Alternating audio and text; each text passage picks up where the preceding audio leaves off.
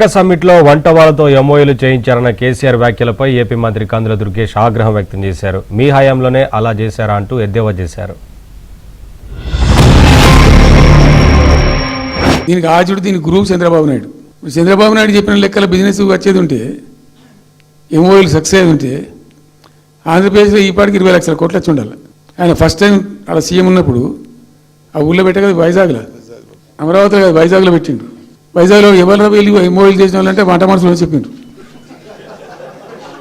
ఆ స్టార్ హోటల్లో ఉన్న బయట వంట మనుషులు వాడు ఎవడ సప్లై చేసేటోళ్ళు వాడు వచ్చి కూర్చోపోయి సంతకం పెట్టే పెట్టిండు వాడు పాపం. అవునే అంటే పాపులర్ అయింది అది.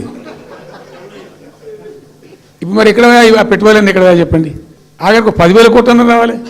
సరే, ఆయనకి ప్రత్యేకంగా విమర్శించాలనేటువంటి ఆలోచనతో చేసే పని తప్పితే ఇవాళ మనకి ఇప్పటికే చాలా గ్రౌండ్ అయినాయి. ఏవైతే ఎంఓయూలు అయ్యాయో అవన్నీ కూడా గ్రౌండింగ్ చేయడానికి మనకి దీనికి ఒక ప్రత్యేకమైనటువంటి ఒక మిషన్ ఏర్పాటు చేయడం కూడా జరిగింది.